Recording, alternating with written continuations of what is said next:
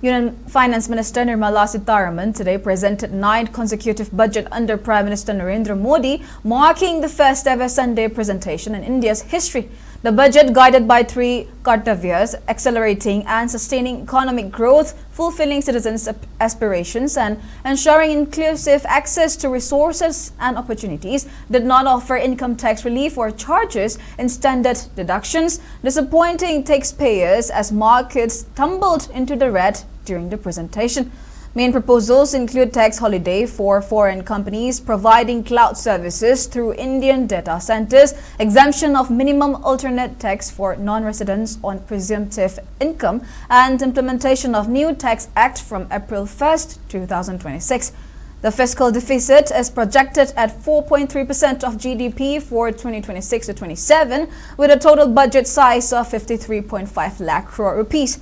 Major highlights include public capital expenditure of 12.2 trillion rupees, establishment of dedicated REITs for CPSE assets, and infrastructure risk guarantee fund, 5,000 crore rupees allocation per city economic region over 5 years, coastal cargo promotion scheme to double inland waterways, and coastal shipping share by 2047.